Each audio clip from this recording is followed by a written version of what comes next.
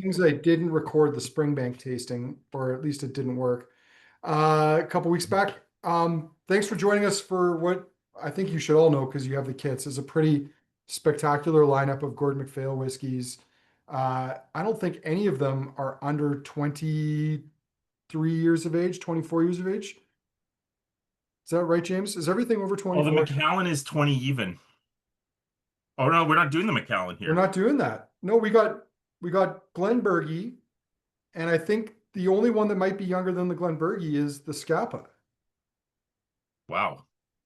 So yeah, we got some age here, James. Uh, before we get rolling, I know I promised, I think last week at a tasting that we would be rolling out some new tastings last week. We didn't have time for those. We are going to be rolling out some new ones tomorrow, including I should mention Compass Box tasting that James and I are going to do in July, featuring 325th anniversary bottlings. And there'll be some other things too. Maybe tomorrow, if not tomorrow, then Thursday. And apologies, my dog is barking at his bone a short distance I think away. last year's hedonism should be in your store any moment, Andrew. What's that? Last year's? Oh, that's right. Because Yeah, yeah, I know but they have it in my office in Calgary. They just need to go drop it off. well, I mean, yeah, I think we're good for a day or two. But yeah, we've got two Flaming Hearts, two Hedonism bottlings, and some other fun stuff. So it'll be a good range. But that's not why you're here. You're here tonight to sample through some Gordon MacPhail releases with James and I. And James, this lineup tonight is a big chunk of the shipment that you recently received. And I think it's probably been 6 months or more since we've had some like older bottlings like the back end of this lineup come in, or at least this many. Yeah, this is when orders like this, even when I place them, I never feel great, but at the same time, it's like the most fun part of my job, Mhm. right? It's like when I think we all are guilty of this, like you walk into the store, whether it's for buying whiskey or anything else, and there's kind of like two or three things that you're like, I kind of want both of them, but I need to like settle on one. And right Mhm. before you go to the till, you just load up your arms and you just grab them all. And you're like, you know what, I'll deal with it later. And that's what this tasting is all about. This is a shoot them all and let God sort them out sort of scenario. What made me feel good is there was actually a 30-year-old Tomatin that was heavily sherried that was offered to me as well. And I said no to that one, and that to me justified the rest. I mean, I do love a Tomatin, and Gordon MacPhail has bottled some good ones, but fair to say, maybe not quite as exciting as some of the rest of these. So I think you might have had that one right. But anyway, so the lineup, let me put it into the chat. If you didn't get it, hopefully that's the right chat, not the waiting room, because there shouldn't be anyone in there anymore. Um, yeah, what have we? I think I'm in the right. I don't think there's anyone in the waiting room, so I think we're good. Hopefully you guys got the tasting order. If you didn't, it should have been in the email. So James, we're starting off with Glenburgie 25. It has been a few years, but we had a 21-year-old 3 or 4 years ago that was pretty lovely that I have a suspicion might be from the same parcel. Yeah, no doubt. It's probably the exact same whiskey, basically, just with a few extra years. Yeah, this whiskey to me is like almost symbolic of some of the changes that have gone on at Gordon MacPhail in the last 24 months. I feel like there's a bit of a return to the roots kind of movement happening. And for those that follow, there was kind of a period where the current generation was maybe a little bit younger, and there was some reliance on some, outside executives that came in and were involved. And that's kind of no longer the case. It's now, Richard and Stuart Urquhart and their cousins, Stephen Rankin, and Neil. those guys are kind of in charge now. And Yeah. I definitely get the vibe that, they're they want to kind of bring back some of the stuff from their parents' era, if you will. Well, I That think to me is symbolic of that. without telling tales out of school, James, I think it's fair to say that the family was not necessarily thrilled with the direction things were going. They were There was a bit of pushback and they ended up being proved right in the long run, Yeah. which is that things just got a little carried away. And yeah, I think some of these things and some other things to come in the future are going to sort of show that they actually would rather have gone a different direction. But ultimately, the liquid's been good the whole way through. And this is pretty banging for a 25-year-old. It's the only whiskey in our lineup tonight that's not cask strength. So, Yeah, it's the palate wetter. I mean, I think yeah. most people on this chat probably are familiar with, the Linkwood 25 and the Morlock 25, which have been kind of these like kind of building block pillars of the portfolio for as long as I've been involved. And like this just slots in nicely with them. It's the exact Yeah. same price. Yeah, one of the changes that they did make, when the pandemic started is these all went to 46% non-chill filtered. Mhm. But yeah, this is pretty divergent from the 21, if you remember it. Yeah, I mean, this is so rich and Yeah. honeyed, creamy, loads of fruit, Just lots of like apple like citrus. grocery store tin peaches, Yeah, lots make of it so pear on the peachy. nose too. Which yeah, I know you guys were talking about it the other night, but you have a very peachy 21-year-old Glenburgie heading to your store next year. Hmm. Spoiler alert. Yeah. Yeah. Also from Bourbon Cask. Oh man. I mean, I know that's just my first sip, so like that's not, but it's just so lush, creamy, honeyed, loads of like white fruit, stone fruits, maybe even a bit of apricot, but just it's not it's not mind-blowingly complex, but there's so much going on and it's just lush. Yeah, it's lush. Um, you know what this makes me think of? I know I'm always guilty of the wine references. You represent an Australian winery called Moss Wood. Do you know the one I'm talking about? I do. Their Chardonnay, like so many Australian Chardonnays, you drink them and they're like kind of tight and they taste a little bit European. And then that Moss Wood is just like it just like soaks into your palate with like peachy, like this Hmm. this reminds me a lot of that wine. Yeah. It's just fun. It's just like it's giving. It doesn't hold anything back. You don't have to like wait for it to open up. It's just like bang. Well, I mean, at 46%, I mean, the bottling strength on this is quite nice. I mean, I know we really get excited about single cask and cask strength, and this is neither of those, but it's just a very good example of a very good mature bottling. The bottling strength works out nicely, loads of fruit, some nice honey. Yeah, you know another bottle recently that I had that kind of reminds me of this and being so giving is that 99 blended malt you have from Berries, right? Hmm. It's just super giving and easy. Well, this would be the white chocolate version of that. Yeah, no The doubt. other one is the milk chocolate version. Yeah. But yeah, dangerously easy drinking. Um, I think if I had a bottle of this and I was, out on the patio with a couple of buddies, I don't think it would last very long. No doubt. Um, so if you were headed out with said buddies and there was a Mortlock, Linkwood, and this bottle, and you had to only pick one, which is the one you reach for? I would probably take this, I know. especially at this time of year. Yeah. Um, I think Like I that think the that Linkwood would is good too, but it's more sherried than this. it is, and I think for kind of where we're at, it's like high 20s here. It's sunny, it's dry out. I don't want something with sherry that's going to be kind of tiring my palate, drying it out. I want something really bright and lush, and I think this would be the whiskey in that occasion. Now, Yeah. if you were to ask me that same question in December, I'd probably go Mortlach, but and maybe the shoulder season would be the Linkwood. Yep. Yeah, I like that. So what about you, James? Which of those three would you go for? Yeah, I think the time of year, I mean, it does seem like this is kind of the one. Mhm. Um, I think there's probably a lot of drams coming up here that are like really heavy on the fruity side. So Mhm. yeah, this kind of fits right in. Yeah, nice starter. I mean, you worry partly too. I mean, this is a pretty big mature range. Is this the sort of thing that people want to be sampling, you know, in the waning days of spring, just before summer? But I think, yeah, this is a pretty fun lineup to be looking at Well, right now. here's a question to think about. Maybe we can answer it after the next two whiskeys, but what's your strategy for drinking whiskey on hot days? Ooh, that's a good one. right? I mean, There's a few ways to approach it, right? So you put bottles in the fridge or the freezer. Do you put it on ice? yeah. I mean, I can tell you that 10 years ago, I would have been like, I won't do any of those things. Totally. Um, Now, slightly different.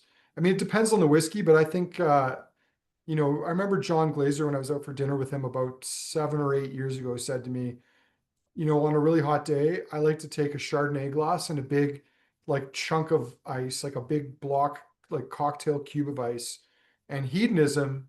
And then I just like to sit it in there and swirl it and let the ice cube melt and sip it. And Jeez. I know, I think at that point in time, I was like, wow, if John Glazer can do that, uh, I think I can. Yeah. Well, you've been to Kentucky. When you're Yeah. there in the warm months, like everybody drinks bourbon on ice there. Yeah. Like that's kind of, how I feel like it's been designed to be consumed. So I definitely Mhm. like bourbon is a summer month thing for me. Yeah. Um, Bourbon is a cocktail whiskey for me, but that's a different story. Yeah, I I didn't I didn't discount that possibility I I think I've offended some people with that because you because know, it went onto the bingo board. is it on? I haven't even looked at the bingo board, partly, and this is true, partly because I'm easily distracted and have too many things gnawing at me for my time, but Yeah, also one of because the things on the bingo board is bourbon is for cocktails. oh, nice. Because to be honest, partly I want it to organically get completed at some point. But I'm not going to rush it. So I think if I look at it and I know it's there, then I'm conscious of it. So we're not going to do that. Couple other quick comments about Glenburgie. Obviously, for those who don't know, it's a Speyside distillery that is part of the Chivas Group. It goes into the Ballantine's blend. It's one of the trio of whiskeys that form that. It was owned by a Canadian firm, Hiram Walker, for a while, along with Milton Duff, one of its sister distilleries in the Ballantine's blend, and And Scapa, and Scapa. ironically. And it's been, I don't know, I don't say it's kind of been neglected, but it's never really been prioritized by um, Pernod Ricard, Chivas Brothers. Uh, I believe it's gone through a fairly substantial expansion. 54 to 100-hour fermentation, so like a big wide range there. So it makes you wonder, like when they do that, I think that might go back to a period where they were not working on the weekends, but it does ask the question then, if you've got those different fermentation times, are you blending the spirit together before you put it in a cask? And I imagine they probably are. It's going into a big spirits receiver, so you're Yeah. getting a mix of spirit made at those different, like from those different fermentation lengths. But Glenburgie, bit of a Freudian slip there. Glenburgie's always been one of those distilleries that I've, really enjoyed, especially if it's in its late teens or early 20s. And this is a nice one. There's Great just start. very few bad Glenburgies out there. There are. Well, James, devil's advocate on that. Is that because most of the Glenburgies we get are from Gordon MacPhail? Yeah. Yeah, fair I enough. mean, not to puff that up too much, but uh, No. we've seen a handful. Like I know Sammy mentioned the single malts of Scotland Glenburgies. We had a bunch of really glorious 20-something Glenburgies from them. Oh yeah, that Signatory, 21-year-old we've seen a Glenburgie was few, awesome. but we just don't see a ton of Glenburgie. I mean, it's Yeah. one of those distilleries that, like Glenlawsie, when we see it, it's kind of exciting because we Yeah. don't see very much of it. Yep. Yeah, Yeah. and they'll keep coming in from Gordon MacPhail. There's no doubt. In fact, yeah, I got one coming at the end of the summer that's I think it's like a 15 or 16-year-old heavily sherried Glenburgie. Can't go wrong. Okay. That's an easy pick. Uh, Next up, we've got Glen Keith 1999. One of the younger whiskeys in tonight's lineup, a mere 25 years of age. Uh, this time 52.1% refill American oak hogshead. I do love a good Glen Keith. And interestingly, I've not seen a ton of Glen Keith from Gordon MacPhail recently. I think this is one of the first ones in a while, is it not? Well, if you look at their website, they're releasing a ton of 20-something Glen Keiths Hmm. um, in either bourbon or refill American. We just haven't had one in a while. It Hmm. just hasn't shown up on the North America sheet in a long time. Well, I remember back in the olden times when Connoisseur's Choice was at 43% and came in those bottles with the kind of distracting lettering, somewhat distracting. We had a really lovely 1968 at one point. And at that time, I mean, it was not as old as you might think it was. Like, I think it was sub 40 in terms of age. And I've been a fan of Glen Keith, but most of the Glen Keith I've seen has either been from signatory or companies that are dealing with signatory, like Decadent Drinks, so Yeah. Angus McRail's Whiskey Sponge and things like that. A lot of those Glen Keiths, I'm pretty sure, came from signatory. Yeah. Signatory is where I've seen most of the Glen Keith, and it's an interesting spirit. It's a fairly new distillery. It was built to augment Strathisla, which is strange because Strathisla, you think, and I think partly it's because of Gordon MacPhail, you think those old sherry, Yeah. really dark, thick, heavy whiskeys. But then Glen Keith, almost everything from Like the Signatory, opposite.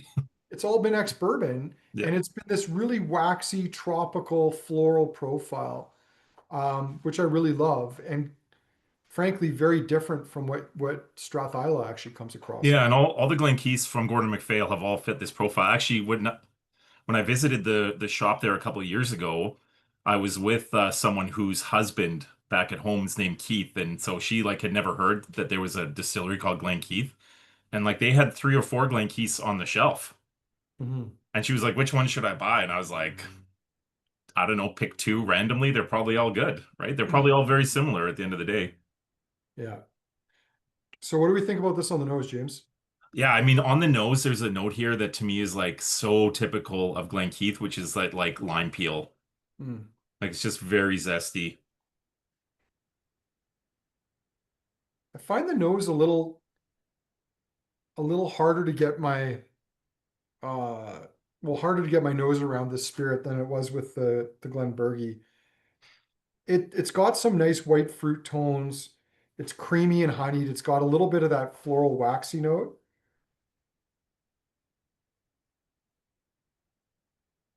It is definitely a thicker spirit than that Glenburgie was. Definitely. Well, yeah, I remember reading the front label of this bottle just to get a sense of what it's about. And the tasting note on the front of the bottle makes it look like it's very wooded. Hmm. And that kind of made me nervous. But you probably remember there was that 27 or 28-year-old Glencadam that was here like 6 months ago, and it kind of had the same thing. And that was like really actually quite fresh and delicate the way it drank. Hmm. So I feel like there's a little bit of that going on here. Like you're right, it's creamier than the Glenburgie, but Hmm. it's still on the fresh end of the spectrum. Yeah, kind of notes of like toasted granola, lots of citrus in there, a bit more spice. So I think that American oak, presumably this is I think this is American oak, Yeah, wasn't it's this one? American oak. Yeah. You're getting some of that kind of decadent, faintly earthy spice, just a tinge of like kind of coffee notes, like French roast coffee notes to it too. Yeah. But it's on the right side of kind of having too much oak. So it's interesting that you had that interpretation from the tasting note because I think the oak impact on this is quite substantial, but it's far from being over the top. Yeah. Yeah, the spirit isn't quite doused in it, which is nice. Mhm. Which, that's probably the difference that the quality cask and especially the storage probably makes, right? Yeah. Well, Like if not this just the cask had been storage, in a but warehouse on the top rack, maybe it yeah. doesn't turn out so delicate. Well, and not moving it around every Yeah. couple of years. I mean, that's one of the other things Gordon MacPhail does is it knows what it's going to do with its casts and it kind of plunks them in a corner and has a bit of a sense of when they'll get bottled down the line. Yeah, fruity, starting to go tropical. I don't think it's quite getting there, but really nice bright citrus fruits and Yeah. Yeah, I know some people consider lime as tropical, and if that's the case, then Glen Keith is your champ. I But suppose it is if it's in a cocktail, then it's yeah. tropical. But Yeah, it doesn't really have like a big, thick, heavy length to it. You kind of swallow, it does kind of disappear, but I think at the end of the day, that's what Glen Keith is about, right? It's a palate cleanser. yeah. So James, here's an interesting kind of sidebar from these two whiskeys that we've just had. I don't think I recall ever seeing a Gordon MacPhail distillery label Glen Keith, which makes sense because the distillery is not very old. It's only from, I think, Yeah. 1956, something like that. Um, but this is a single cask strength. And you go back, that 25-year-old, 46% marriage of casks. I mean, would it, the devil's advocate question here is like Gordon MacPhail is definitely going with what the market wants, which is single casks. But like, might this have been more interesting if it was a parcel of these married together Oh, and completely. Yeah, bottled you at could make a great argument 46%? for that. And even that, then getting it to 46%, it might kind of make more sense. Hmm. Because the alcohol is a little bit spiky here, I would Yeah. say. Well, I think that's partly why I find this spicier than the last one, Yeah. is just that there's that greater concentration. Yeah. Now, Well, these whiskeys weren't designed to be consumed at cask strength, right? Like they were designed from the ground up to be consumed at low strength. right. It's a fair point. And we're at a different spot now. So, I mean, at least we're not going back to 43. Yeah. Well, hey, maybe the argument here is this is the single malt that you Mhm. put a small ice cube in and enjoy at a cooler temperature and let it water down to 46 in your glass. Maybe, I don't know. maybe. I still might go for that Glenburgie, but we'll see if I feel that way at the end of the tasting. So I think after this, we're starting to stray out of bourbon. Like Yes. we're going into Sherry Town. Sue says why? It's a fair question, Sue. I mean, I think because we don't always want to drink beer on a hot day. Um, Phil, I've got to say as well that as an agent, um, I know Gordon MacPhail fills 60% sherry, but in terms of what I bring into market, I shoot for 70% sherry because, at the end of the day, I'm trying to keep my job. And you know, I can I can fill the shelf with bourbon bottles, but I need to fill the shelf with sherry bottles. It's just how it goes. I guess much like demand for American products right now in Canada, you got to give the people what they want. Yeah, for So, sure. I mean, I'm sure you're aware there's that 30-year-old Glen Scotia that's, kind of mhm. sitting on shelves that's ex-bourbon. Yeah, To me, that's a pretty compelling whiskey, but man, did I get a lot more comments and messages and DMs about these sherried 30-year-olds. right. Yeah. More How it bourbon goes. cask Gordon MacPhail for the rest of us, I suppose. That's the way I look at it. All right. Okay, Scapa, James, bit of a story here. Well, there's a lot Yes. of interesting things about this. This is Well, it something seems that unusual at first glance, doesn't it? it is unusual. And this is also something that, you know, it was something that I was looking at potentially for the store. Well, I I really just wanted knew it. that you would get a kick out of this because it's so unusual. Yeah. And And I knew that I liked it, I regardless just, of whether you liked it or not. well, I liked it a lot. The problem was I didn't think I could sell an entire cask of it, I think is what it boiled down to. Yeah, that's fair. And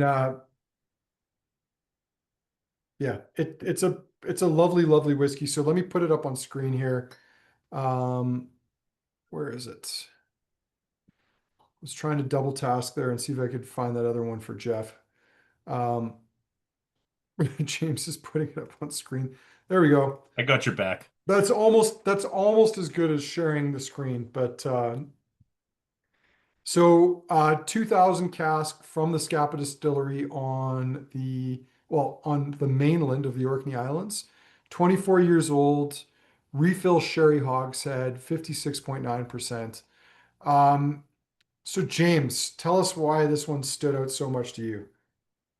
Well, a common thing that comes up in conversations with G&M, especially if you're a few drams deep, is imagine if you could wander the warehouses of Gordon and MacPhail and just pick anything. And I think like if you were a bit of a whiskey nerd, like I definitely am, like this is the type of thing that you would stumble upon in their warehouse that you'd be like, oh, because it's just very unusual. I mean, if you know a bit of the history of Scapa, like they were producing at this time like extremely small amounts of liquid, and it was for sure all produced by the staff at Highland Park at this Mhm. time. Like the amount of single cask 2000 vintage Scappas is like very, very minuscule. In fact, Anecdotally, James, not to interrupt, but I seem to remember the staff at Highland Park telling me that they used to go and operate Scapa for roughly 8 to 10 weeks during their silent season. yeah, yeah, and they would some of them would go in on weekends, and so people talked about at this time they would have like kind of obscenely long ferment times, kind of by accident. And I think there was some variability to some of the liquid that they produced. Hmm. And I think because of that, I hear comments like, "Oh, I've had some Scappas that were weird." And it's like, yeah, well, if you kind of know even like a base level history of that time frame, like there's no way that what they were producing was consistent. But Hmm. probably a lot of it was interesting, and I think this kind of falls into that category. Hmm. It's quite rich and nutty. Yeah, just quickly looking at some stats. These are granted a little old, 52 to 70 hour fermentations. That that might be That's the current regime. I think that that's the at that current time it regime. was like Glen esque like often like well over 100 hours typically. Hmm. Yeah. It had a Loman still, hmm um, although not with the plates. I think they took those out. Um, but didn't become part of Pernod Ricard in 2005. Yeah, I think that the Loman still was being used. It may have even been at Glenburgie. Hmm. And then yeah, Seagram's basically like took the top part off and brought it to Scapa to Hmm. expand the production there. Like very, very strange. Yeah, so James, 1994, it shut. Yeah. It didn't reopen full time until 2004, and in the interim, it was the team at Highland Park that were doing production. Yeah. So a few months each year at most was all they made. Yeah. Yeah, and I think it was very sporadic, as kind of you mentioned. Yeah. Yeah, I think that one of the fun things about this too, when I saw the label, is the guys in the lab just absolutely nailed the tasty note on the front, which they mentioned toasted hazelnuts and strawberry licorice, which was, I mean, I think when it's warm out like this, it's maybe a little bit tougher to get that strawberry note, but um, It, it that does candied red fruit flavor, like for sure, is in here. it does have a little of the Ferrero Rocher on there. Yeah, it Maybe totally like does. strawberry Twizzlers. Yeah, it's just fun. Yeah, I think much like your 2000 Glen Scotia, like I would put this in like the exact same category of, if you were to wander Gordon MacPhail's warehouses and find like a Glen Scotia from that kind of like unusual period in their history, like it checked all the boxes for what you would hope to find. And I think that's true of this Scapa too. Like if you were Hmm. trying to find a Scapa from this era, like this is what you would hope to find. Yeah. The palate on this, really nice dark chocolate, more of that hazelnut Ferrero Rocher note to it. I could see those like strawberries, like kind of the those like artificial strawberry candies. Yeah. Yeah, if you've ever had like the Sour Patch Kids like strawberry flavor, like it just I know I'm sounding like Evan. That's another bingo thing when he talks about breakfast cereal or candies. Being roughly half a decade older than you guys, I have to very sparingly allow myself to experiment with those foods. It'll catch up to you eventually too, but Did you kind of just miss the golden era of like kids cereal promotion? Because I feel like I was smack dab in the middle of it. I think I did, but I had a daughter or daughters who were very particular Right. and basically just wanted Cheerios. So, you know, I was not subject to being like guilted into buying them things that had colors that weren't natural somehow. Yeah, Mm. that is fair. Well, James, when you first sent us the sample for this, I think what I was drawn to about this was like 24, 25-year-old Scapa. Like how cool is that? I think this might be fair to say. I think this is the oldest Scapa, if I look back, I've probably had. I Yeah. mean, we don't see a ton of Scapa. The only Scapas we really saw other than the distillery were very like small number of Gordon MacPhail distillery bottlings. And I love those old distillery label Scapas because they had like that Viking ship on them Yep.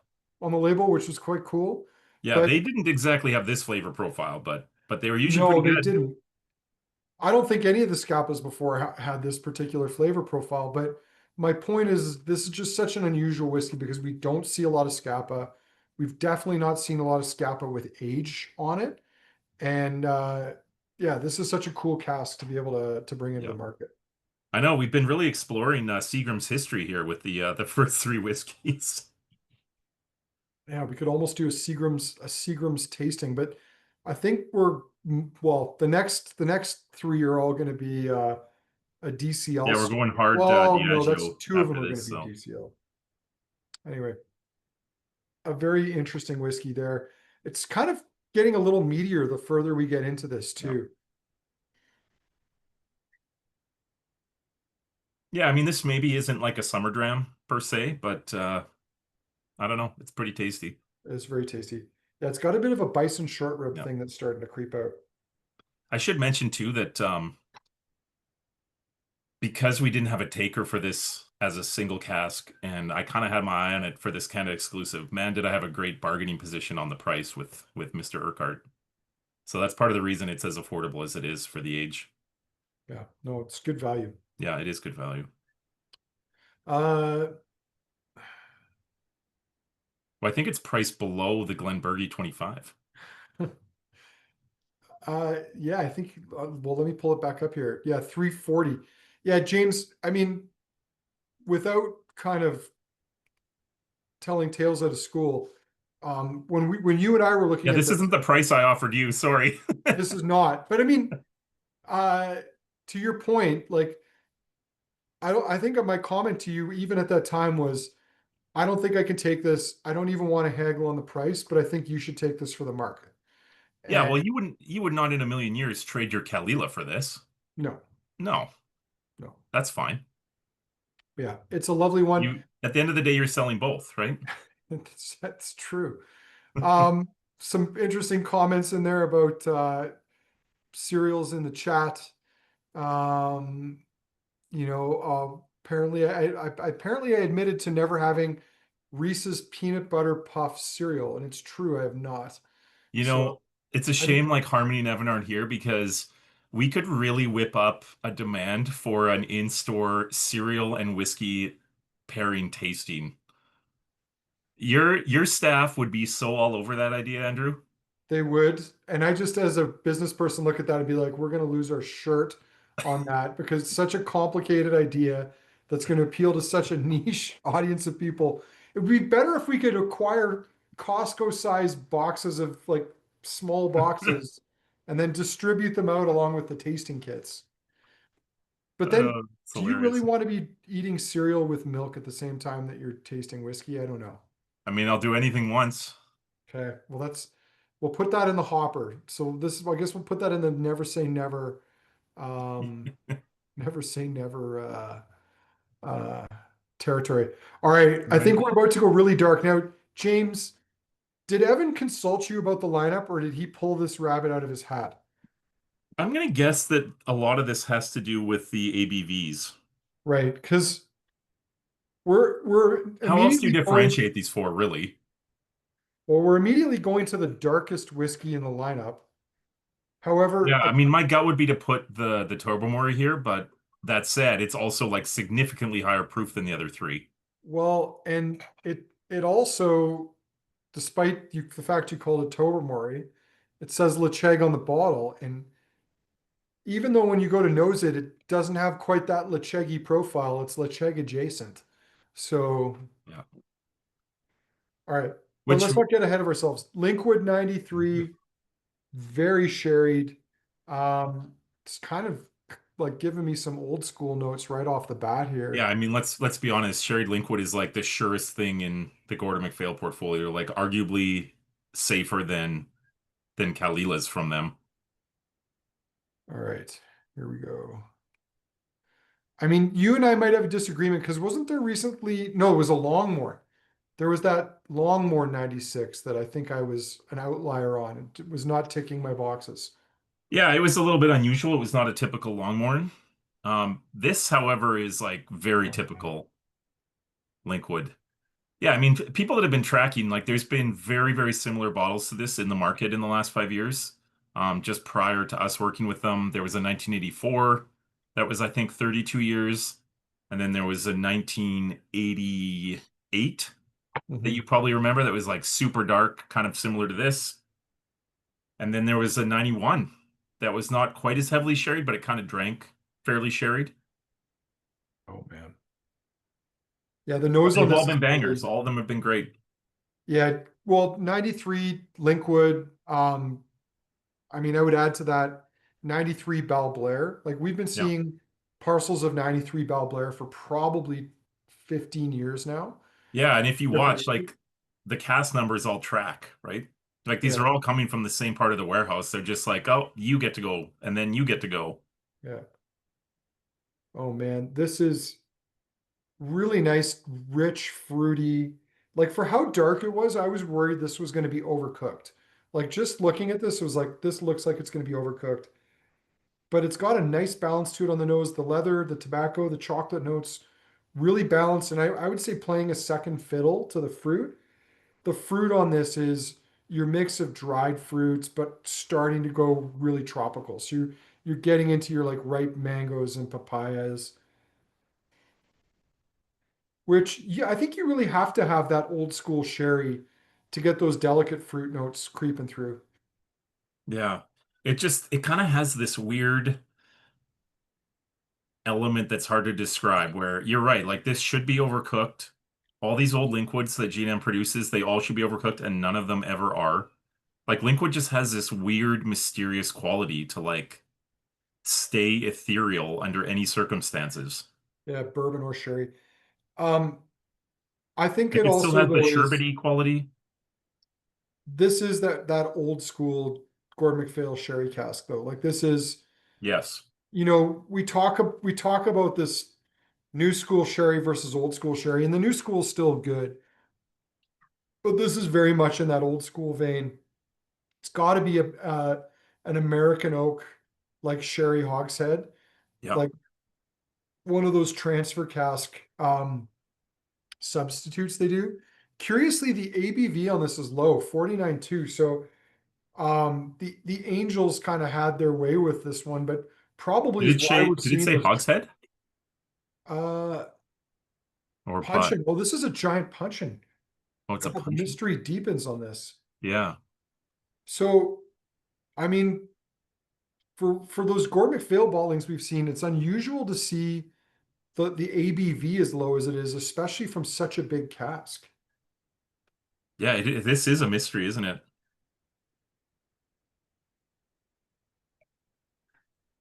Oh my gosh. Yeah, the palo on that's lovely. Rich dark fruit, like brandy soaked cherries, some mango, papaya underneath, maybe even a little bit of kiwi. It's very fresh. Like despite the fact the oak is big and it's there, like you can feel that leathery, earthy spice creeping in. It's really been held back by the nice sweet fruit tones. Yeah. It's just, yeah, the balance is impeccable. I know there's I grew up with some Eastern European heritage, and have you ever had that Eastern European like fruit soup that I know like pops up in a few places in the prairies in Canada, where basically No. you would take like preserved and canned fruits and you would kind of cook them down with cream. So you would take like, I mean, just like anything you could do to preserve fruit, of course, in that type of setting and that type of heritage. So it'd be like raisins, peaches, like just, yeah, a whole mix of like canned and dried fruit, and you'd cook it down and then add cream at the end. So I've not had that, but I had watermelon soup once, which I think Okay. was like that, and it did not stay down very long. So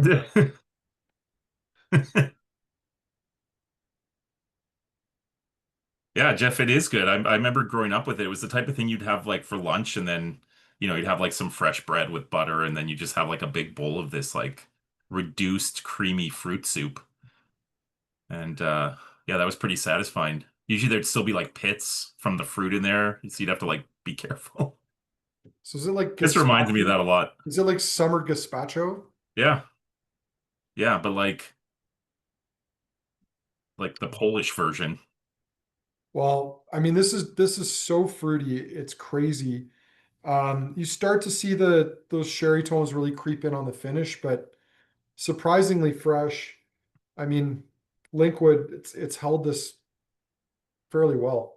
Yeah, Linkwood just like there's that little like lovely lift at the finish that just is like it's spectacular. Yeah. Well, to me, the note that I get, and I know this is probably doesn't translate for a lot of people, but it always has this pillowy mouthfeel to me. Yeah. And it doesn't matter if it's in bourbon or in sherry, it's always there. Just a unique spirit profile.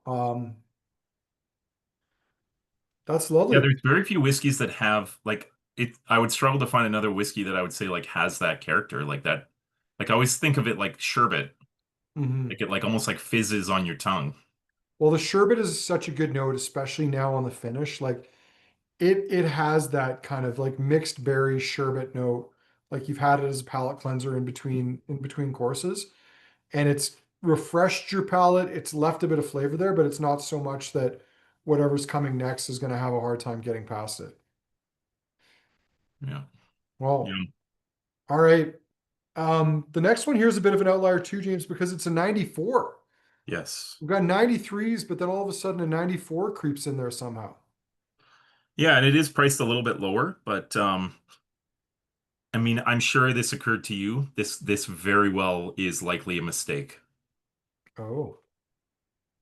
Which It we've had hadn't our share of yet. Gordon MacPhail bottlings that have, possibly been bottled at an incorrect time. Uh, oh, so you're thinking this might have been something that was supposed to be bottled for this year, not for last year. Or even just they meant to wait an extra 3 months or whatever, or maybe 4 days. I'd actually I don't know the exact dates. Well, now I need Well, to look it up. let me I'm sure pop this up Jeff's on already screen. like he's already probably got it pulled up. Chat Chef PT's already on it. Well, so this is despite the description, this is a 94 first fill sherry punch, and that was definitely a Freudian slip on my part when I wrote this description. I'll have to fix it. 53% after 29 years. And if I can zoom in, I might be able to get those details off the bottle shot there, James. Yeah. So what have we got here? Well, it's Well, a puncheon, they don't put the 500. fill date on there, unfortunately. They don't, no, just the year. Yeah, So, or just the cask number, not even the year. I know, right? So, I'm gonna see if I can find it on the international list because sometimes they put that information there, well, but sometimes they don't. the other place that might be is Ye Old Whiskey Base. Yeah. Um, anyway, 556 bottles. yeah. That's great. And it's got quite a kind of a beefy espresso dark chocolate nose to it. Yeah, this is something that I've noticed before is that, whiskeys like Benrinnes that have kind of some notes that might make you go like, kind of they can be kind of weird. Like the weirdness can be like unpleasantly weird sometimes. Yeah. But I thought we really stumbled across this in that tasting that we did in your store with the closed distilleries, where like it occurred to me that a lot of those whiskeys had characteristics like that. But then Mhm. they get old enough, and that weirdness is what makes it interesting and stand out Right. and gives it character.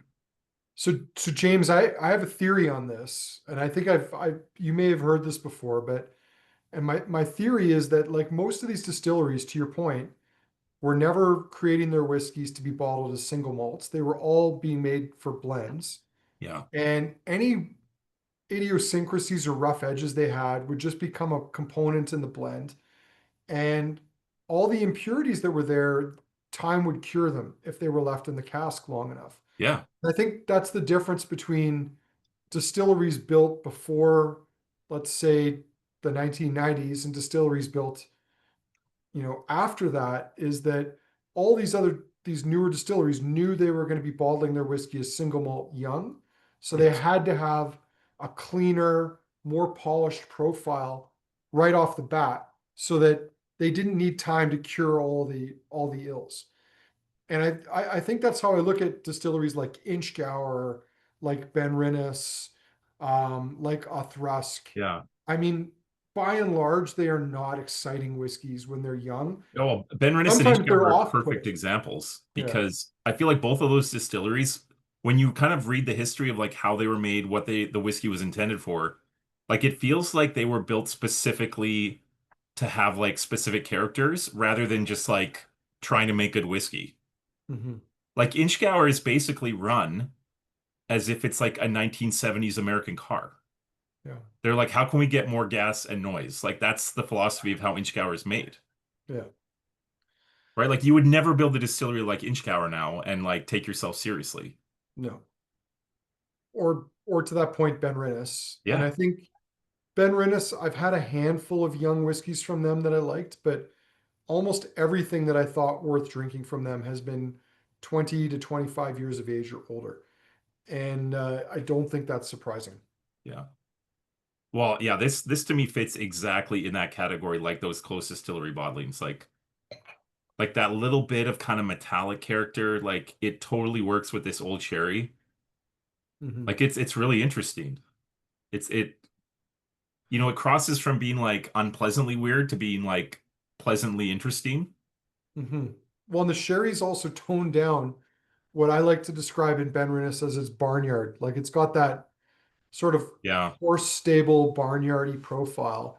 And 29 years in a very active sherry puncheon has basically cured that all. Yeah, I mean there's a touch of earthiness on the finish, but it like sometimes that Benrinnes earthiness like kind of like sticks to the roof of your mouth and this does not.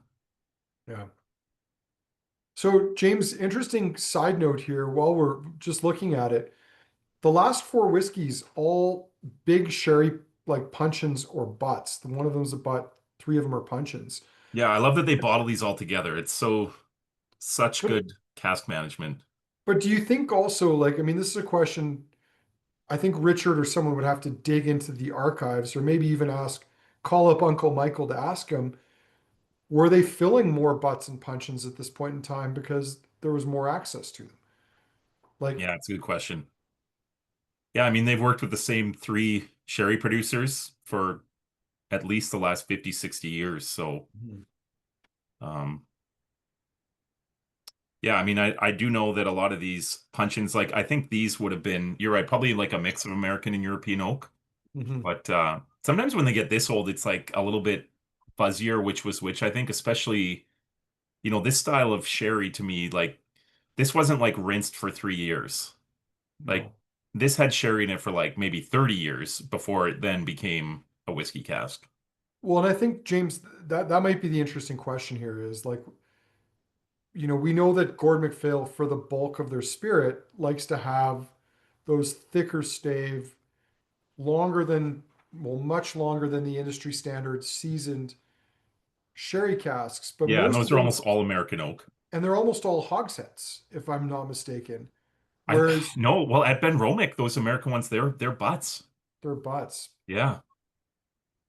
So, but I think they have both.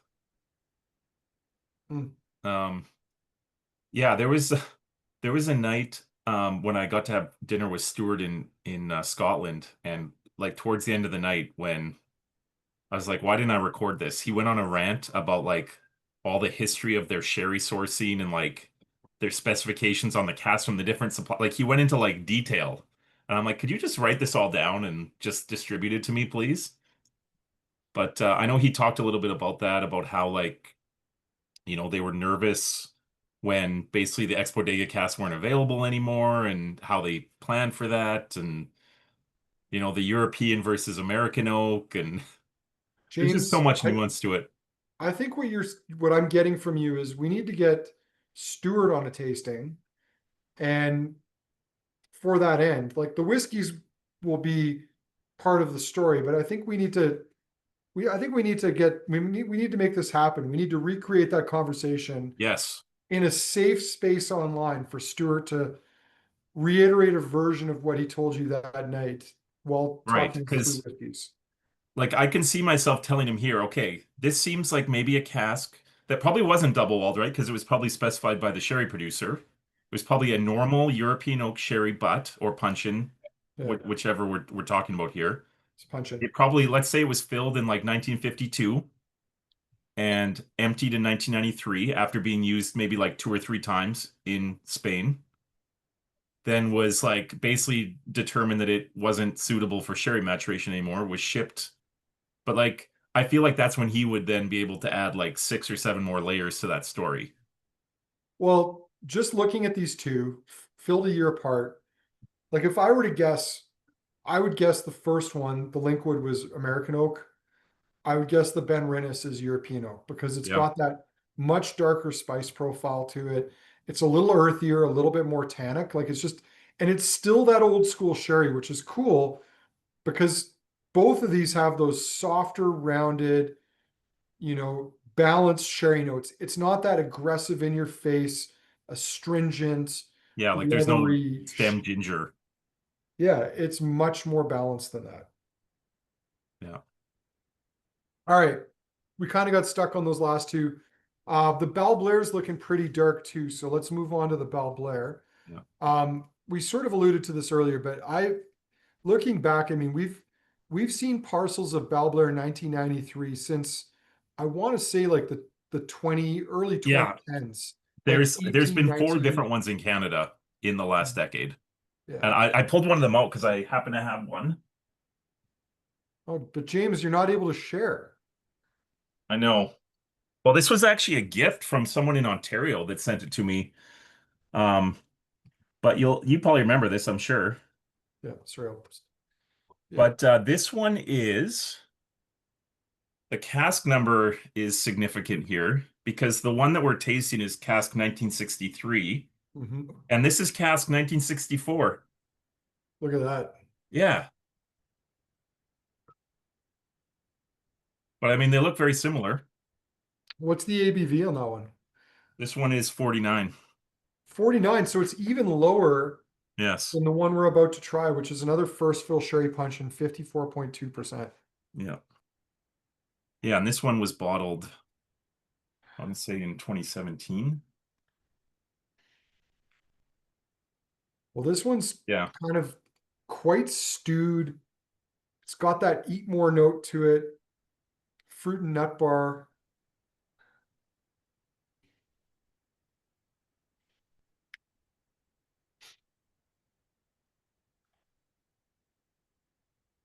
It's got that note of like, James, like those, if you get like a really jammy, like old vine, like Aussie cab, kind of like the dark fruits that you get from something like that, where it's both. Yeah, where it's like pulpy but like dark.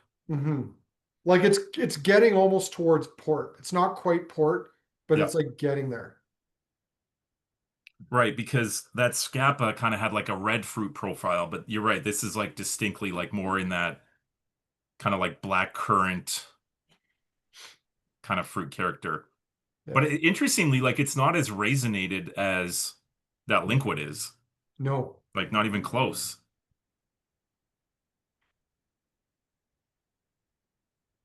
Man, these whiskeys are neck and neck. Well, I just went back to that Linkwood and it's got, or sorry, not the Linkwood. I went back to the Benrinnes. And the Benrinnes has got like this strawberry vinaigrette note on it now. Hmm. Maybe a bit of spinach instead of regular lettuce. Well, I mean that makes sense. Like clearly part of Benrinnes's character is a bit of a sulfury quality from the Hmm. way that it's produced. And like the main sources of sulfur in food are cabbage, broccoli, cauliflower, right? Yeah. Horse sweat. Or sweat. Yeah. That's more of an Ardmore property, I find. I think so. I think the horses at Benrinnes were put away, but they weren't wet. The ones at Ardmore were put away wet. Yeah. Uh, Man, this Balblair, It just tastes expensive, doesn't it? Mhm. Like that is just sheer luxury. The nose to me reminds me of like jujubes and like milk chocolate.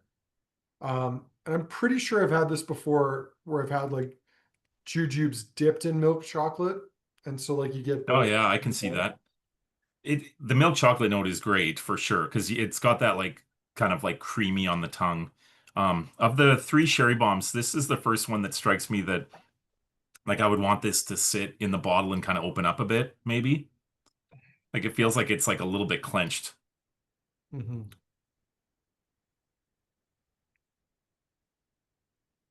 That's tight, man. I mean, it's interesting.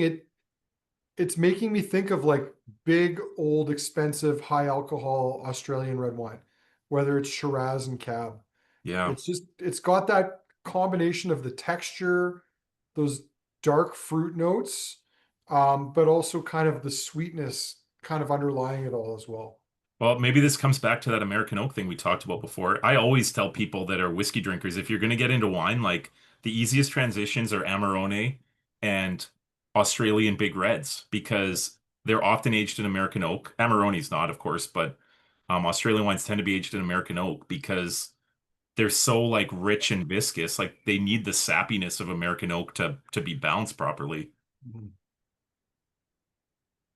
Yeah, that's a really interesting take, and I totally get it. It's juicy, man. I'm digging that. Yeah. Yeah, that's a fun bottle. You know, I think I'd convinced myself because I'd looked online in the nerdosphere when these came in just to see what people were saying about them. And I could have sworn it was the Benrinnes that people were not jazzed about, but it's punched above its weight. The Linkwood, just looking at it color wise, I was a little worried about it.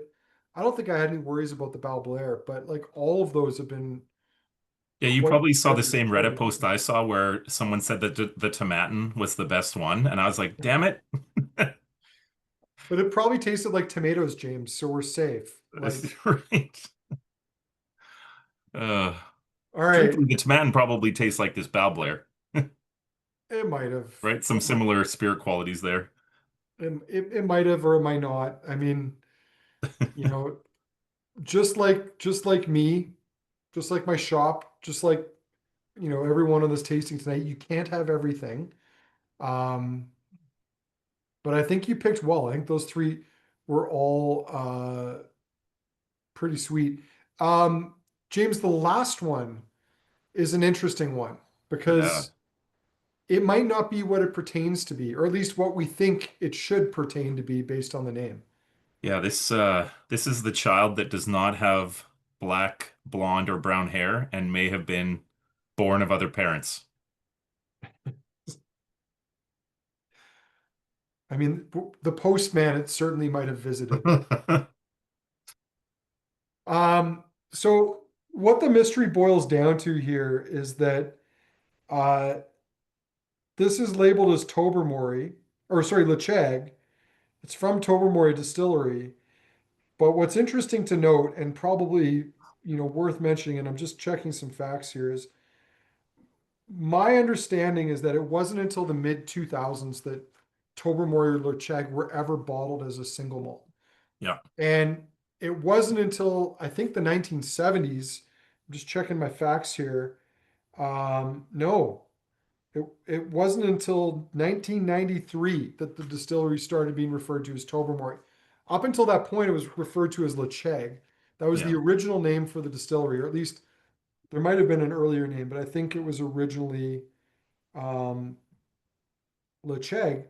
And if you go back past the mid 2000s, there's a lot of Ledaig bottlings that don't have peat that would be what we would consider Tobermory today. And so there's a lot of 1990s quote unquote Ledaig out there that is actually Tobermory because that peated style of Tobermory wasn't something that they were ever going to bottle as a single malt, and it wasn't something that really took off until the mid 2000s. So is it Ledaig? Is it Tobermory? Well, yeah, I mean, I've heard Richard say that basically what was happening in the warehouse is they just would put Ledaig on, like that's what they were just spraying on the end of the barrels. Yeah. So, in other words, when, inside the distillery, they are able to differentiate one to the other when they bottle it. But for independent bottled stuff, and G&M would be particularly, I'm sure, in this predicament because I'm assuming those casks were probably stored there. Hmm. Like they would have no idea. No. And unless Gordon MacPhail specified to them, Exactly. we want Ledaig, we want peated Tobermory or peated Ledaig or unpeated Tobermory Ledaig, whatever it happened to be Yeah. at that time, they wouldn't even know. And again, as I said, like it wasn't until the mid 2000s that Tobermory and Ledaig started being bottled. I don't think that they were intentionally distilling Yeah. um, peated spirit to be bottled as a single malt again until the 2000s. So like any that dated before that was just peated production that they had made for blending.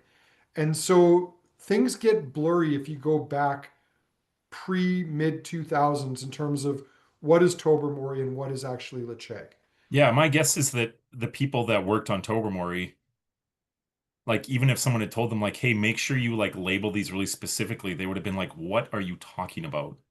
Well, and I mean, going back, I mean, I don't think Tobermory was thriving in the 80s, No. 90s, or even the start of the 2000s. So, I mean, if they got a batch of peated malt that showed up as opposed to unpeated malt, would the guys running the distillery even care, or would they just put it through No, production? exactly. Yeah. Right? Like similarly, I know we all know and love, well, we don't all know and love Legic, but Um, if someone said to you like, "Oh, does Ardmore like very specifically label the Ardler separately?" Like No. people would be like, "Who cares?" Right? Well, and would they have cared if the malt spec differed Yeah, from exactly. batch? Because again, it was all being made for blending. I mean, it's different if you're, a distillery that's producing single malt or even a bourbon. Like I remember being at Barton Distillery in Kentucky, and they were showing us like how they test the grain when it arrives, and they test it before it even got unloaded, Yeah. because if they weren't happy with it, they just sent it back. Yeah. Like they didn't even unload the truck. Well, yeah, I mean, you can talk to Andrew Mustard in a couple weeks, but I remember one of the things that he mentioned is that part of the reason that they didn't put the barley ppm on the bottles is when they started like getting this like bespoke peat level barley into the distillery, like every batch was coming in differently. So they just Mhm. decided like, look, we're not going to make a huge deal out of this. We're just going to roll with it. Yeah. Well, Well, if you love Tobermory, I mean, this is going to be your jam. It's not hidden. James, but even I would even go to say if you don't like Tobermory, this might be your jam because, Yeah, this is your gateway. Kind of like the Benrinnes in a lot of ways. well, yeah, the rubbery notes that I often get on Tobermory just aren't there. Or if they are, they're very, very muted. Yeah, I was gonna say I still get a hint of it for sure, but it's a little bit more rubbery than lactic, which usually you get one or the other, right? Or sometimes a wonderful melange of both. It's like pushing blue cheese through a catheter tube. Yep. Yeah. Like actually.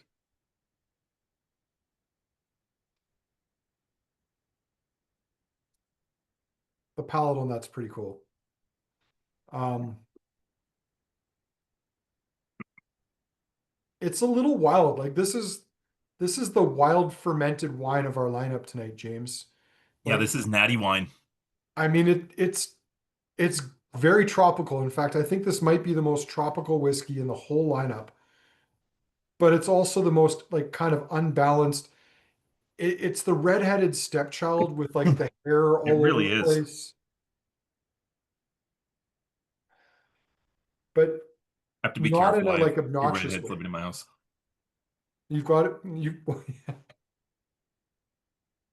Well, James, you're technically a day walker, if I'm not mistaken. Ah, close enough. Close enough. I mean, I am too. Like before it turned gray, this beard was like had tinges of red in it. So, Oh yeah, no, um, mine was full fire. there you go. Um, this is Yeah, this is kind of fun. I mean, this would be pardon, this is an exciting bottle if you've got this on your shelf to pull out and kind of scratch the record on your palate. You know, I know we've joked about this on a past tasting. I'm pretty sure it was with you where we joked about doing a tasting of Scotland's worst distilleries. Were you on that one, or was that a Yeah, I think that's recently. I was on the Berry Brothers. like I think you know whether it be Benrinnes, Othrusk, Inchgour, I would throw Tobermory under 20 years of age in there too. Like, Oh, I mean, I think they would all be good contenders for Scotland's worst distilleries. But yeah. like, I mean, this is one of the things that I think is cool about it is like 29 years later, this is pretty bloody good. It's I know it's the Gordon fruity MacPhail and magic. I tropical. mean, think about your what am I thinking about that 1988 Lowland whiskey? You have the Bladnock. Bladnoch. Like, I'm gonna guess if you took a random sampling of 88 Bladnocks, probably a large portion of them are undrinkable. Mm. And then yours is like this fairy dancing out of a freshly opened flower, And if you were to taste it at 10 years of age, you'd probably be like, what is this? right? And then at some point it just took off. Yeah. Yeah, Um, this is in that exact same category. this is the wild card in the lineup tonight because Oof. I don't think it's the most elegant and balanced whiskey in the tasting, but it might be No, one it's a of the touch most hot to fun. me, but like, I mean, is that what we're making fun of? Like the mole on the ear? Yeah. You know? I don't know. It's yeah, it's very bright. I don't know. It's very interesting. So who knows? Well, how We do you might differentiate between these four? It's not a clear procession like it has sometimes been. Like that Milton Duff, Glen Talker's Glenburgie 30-year-olds, to me was like very clear which was my favorite and how they were stratified. This is not so clear. no, and they're all so different too. I mean, even the Benrinnes and the Linkwood, the Balblair, which are all somewhat similar, they're all first fill sherry puncheons. They're all very different. Um, and then this, which is a refill sherry, but I mean, I think this is better for not being first fill because I think it's Totally. allowed some of those more tropical tones to come through on it. Yeah. Whereas Anyway, the Benrinnes needed to be more made up. yeah, I think it doesn't harm from hiding the horse put away in the stable, you Right. know, not wet. But anyway, all right, speed round, James. We're gonna Yep. fly through these once more, and then have a little vote here. So, how is that Glenburgie at 46 holding Oh, up? interesting. Well, now we definitely know it's American oak. To me, there's like the coconut cream is much more prominent, which I didn't get a lot of on the first pass. It's like a summer bouquet of flowers that you've just taken home. I mean, that is delicious.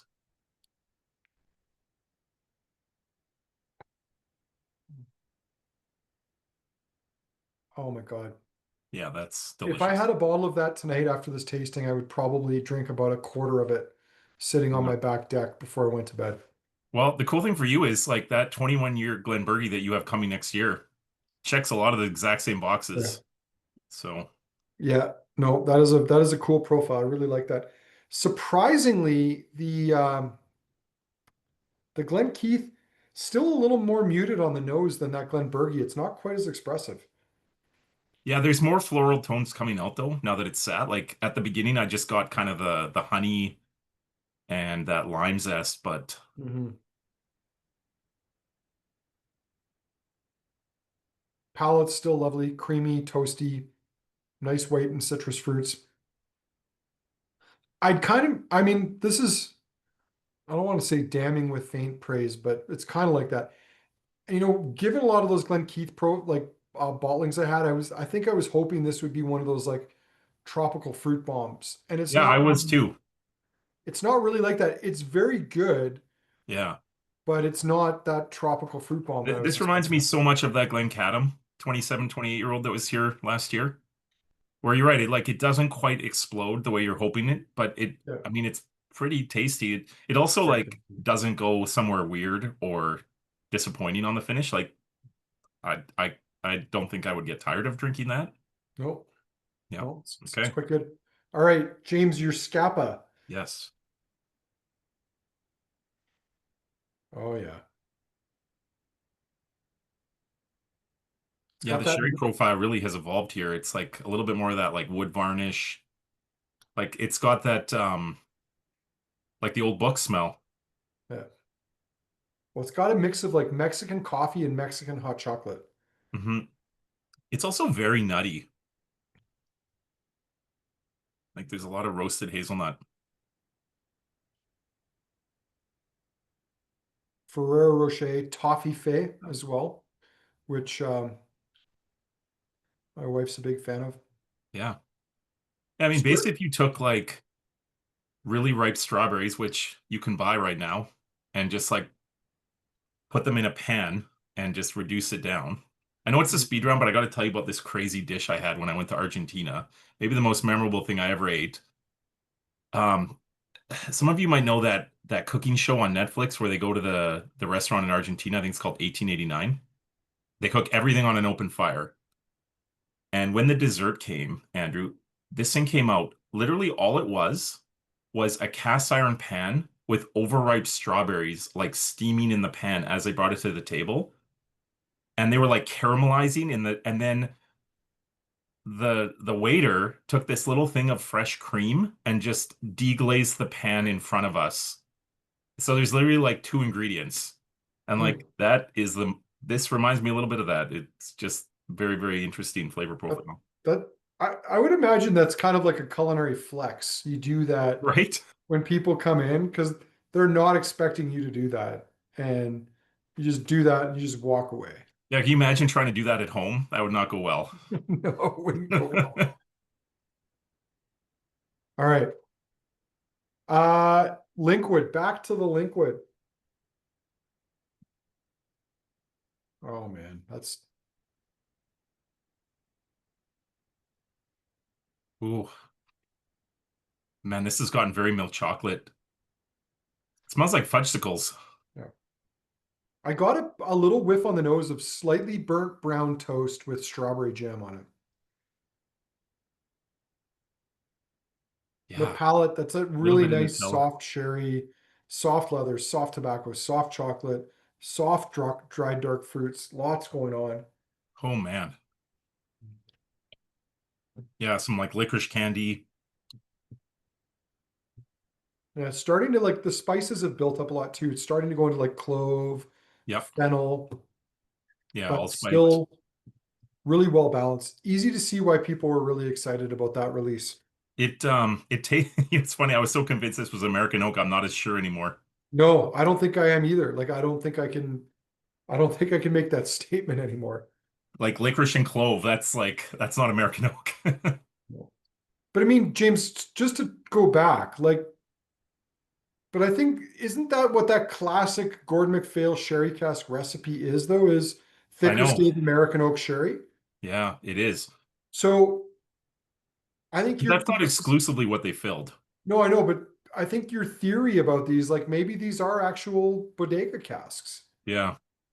Well, that's the thing is you can build these flavors by just, having basically neutral white wine aged for like decades in a warm setting. Mhm. I mean, this is a completely different whiskey than the first pass. I don't disagree. It's still just very joyful though. I don't know, it's very delightful.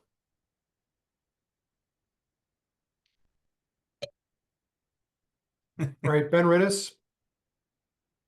I mean, I think that one has sort of stayed true to its course more than most of the others in the Yeah. lineup tonight.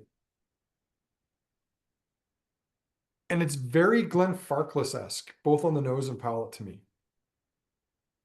You're talking about the Benrinnes now. Benrinnes, yeah. Yeah. Well, you could argue that that metallic character shows up in Glenfarclas sometimes, right?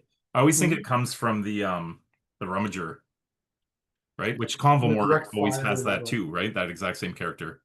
Yeah. There's a little bit of a soapy kind of like white flower kind of character that I didn't get on the first pass. Like a touch of Thrills gum, Yep. which Yeah, it's only almost lasts for a minty. moment.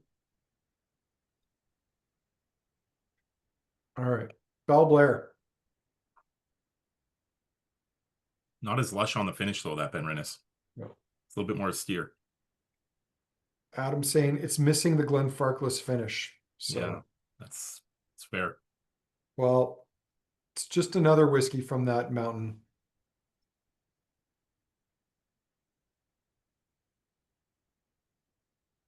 All right, I'm on to the Balblair. Yeah. You might already be too, but Mm-hmm. Oh man, that black currant note is still like it's becoming even more pronounced. well, and it's even on the palate, it's got like the thick coating tannic profile of Yeah. like a big jammy Yeah, it Aussie tastes like red. Australian cab from Barossa. Yeah, yeah. Very Yeah, cool.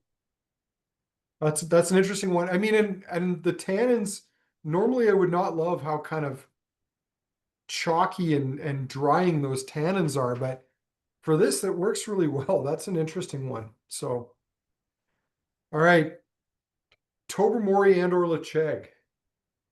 Jeff is finding out what happens when one AI, in this case, Jeff PT, talks to another AI and they converse with each other.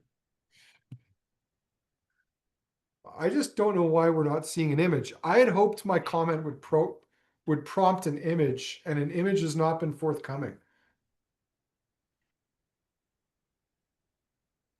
James, I know what this would be now if it was a Scotch Malt Whiskey Society bottling. Oh man. It would be tropical fruits from a catheter. Right? I mean, this is rubbery. The It's definitely rubberiness has become more it's pronounced. it, but I mean it's so true to Tobermory. I mean, Yeah.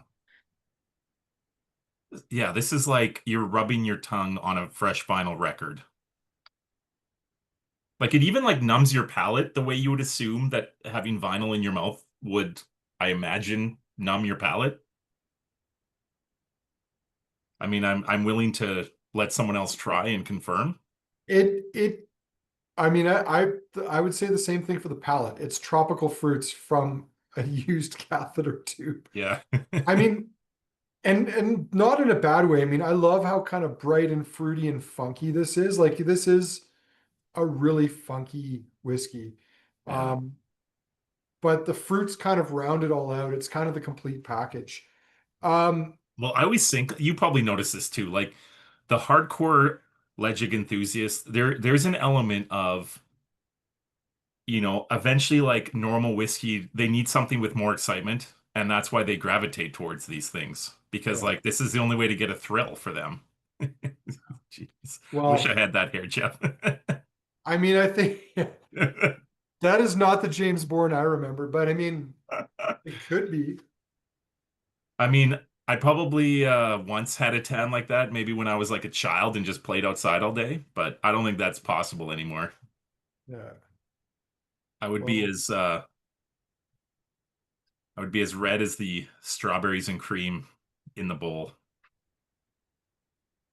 Uh, so so I got a brand new, it's not a camelback, but like that tells you sort of what it is, like one of those backpacks with a water bladder in it. I went mountain biking today. I soaked it overnight in water in the hopes that it would remove that flavor of like new rubber latex water bladder thing. And out riding in the first sip of water I get out of it, it tastes like rubber. And I mean, this Which has is that that bad like for you? Maybe. I mean, yeah, but who didn't drink from a hose as a kid? And now they tell you that like you're gonna die of cancer if you drink from a hose once. So, Mhm. um, but yeah, this is this to me is like jelly bellies, tropical fruits, and like rubber tubing.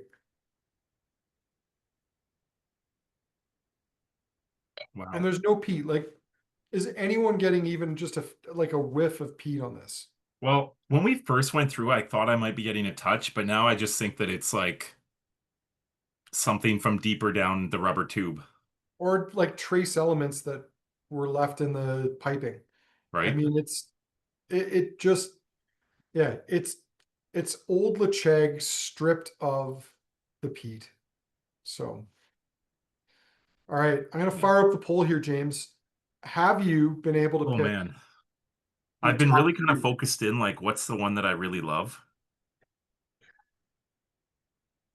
I will say I don't think that any of these four sherry bombs are at the same level as the 88 Linkwood. Yeah, that's a tough crowd though. I know.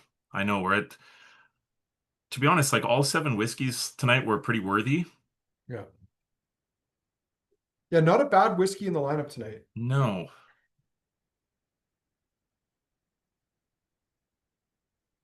No, I think my order might cause a bit of controversy. James, we do like a little controversy in these tastings. So Yeah. if you want to promote or prompt some controversy, don't. Yeah, I know it's gonna sound like I'm going Homer here, but my favorite in the lineup is the Scapa. I think I prefer it over the four 30-year-olds. Oh, okay. Um, and number two, I'm gonna go Glenburgie 25 because that is just sheer deliciousness. And then number four, I'm going Linkwood 93. You mean number three, That's sorry, that's what I meant. Linkwood 93. That Yeah, Linkwood is Linkwood 93 is bronze. But I mean, we're like splitting hairs. I'm sure, you could come back, do this again. You might have a different order. To be honest, I was convinced on the first pass that the Ledaig and Balblair were my 1-2, but the second Mhm. pass kind of changed my order. All right, James. I'm gonna I'm gonna round this out here. Glenburgie 25. That's my favorite. I mean, Yeah, I I I I actually don't think it's the best whiskey in the lineup, but it's the one I would want to drink. So, yeah. Yeah, wouldn't you just be happy knowing there's a case of that like right by the door in your cellar? oh, for sure. Like, and I think that's the kind of flavor profile that you just never get tired of Yeah. because it's so fresh, so easy drinking. Yeah, and when the fruit just like slightly is more forward than the coconut, Mhm. that's what I love. Second favorite, I'm gonna go Scapa. And partly that's a value thing for me. I mean, compared to everything else in the lineup, like the back end of the lineup, you could have three or four of them for the price of any of those other bottles. So Yeah. I think that goes a long way towards it. Uh, Right, like if my this was number, tasted blind, I think there'd be more takers for the Scapa. you're probably right, and we'll see. We'll see what the voting says in a moment. And I will just quickly check on it to say two of you have yet to vote, and you've got approximately 2 minutes to do so. Uh, my third, can you do you know what my third is, James? Can you guess? I probably would guess Balblair, but No, it's gonna go. I'm going Ledaig. no, that is officially not on the bingo board. It was not on the bingo board. I'm going Ledaig. Phil's recording this.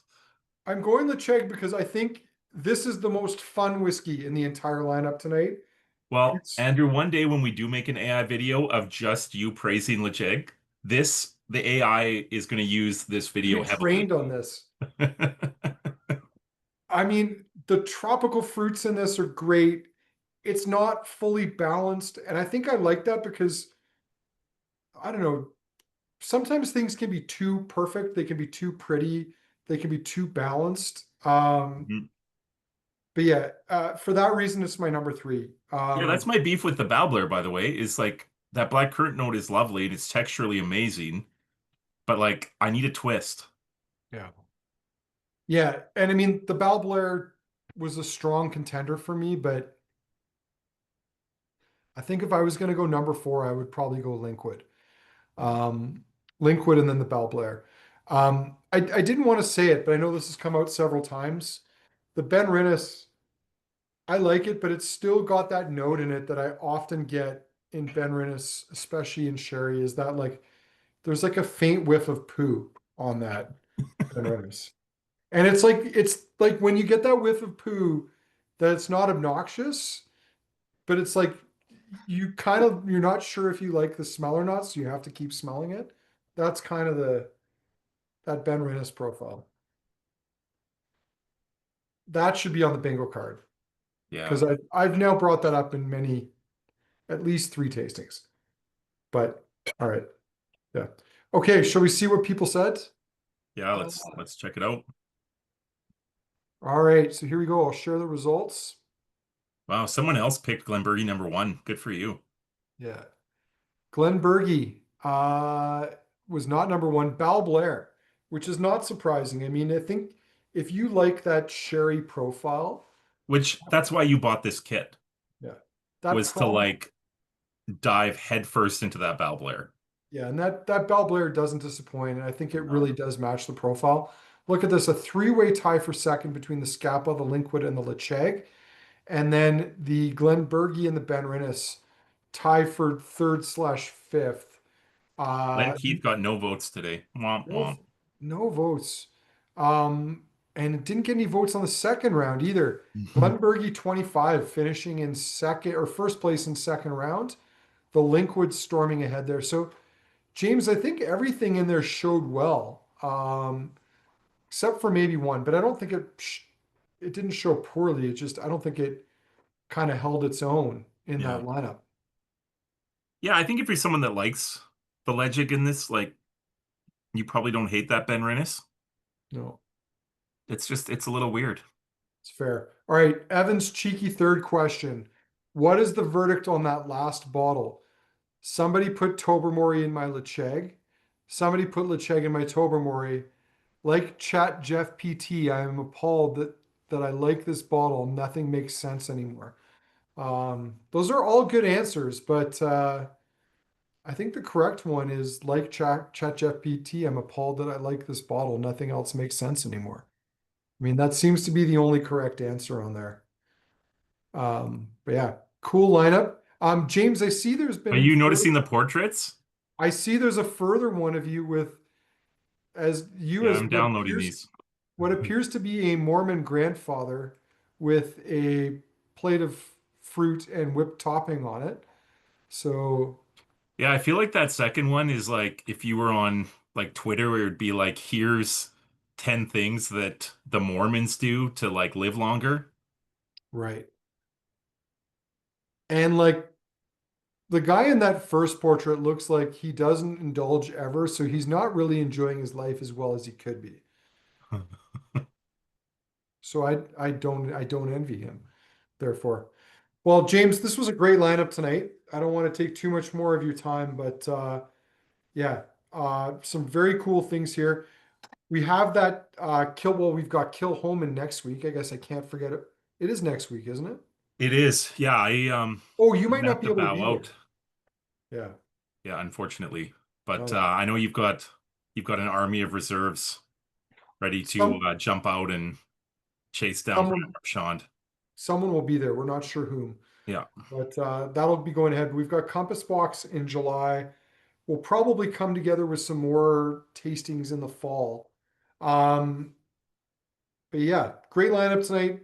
Everyone, thank you. James, anything you want to round off on here before we wrap? No, I feel like we're kind of like wrapping almost like a tasting season. Doesn't it kind of feel that way a little bit? It does. It's winding down. Yeah, this feels like kind of like the finale in a way, and the Kilcoman is kind of a part of that. I'm sad that I'm missing it, but Yeah. yeah, good luck next week, and we'll keep the good whiskeys coming.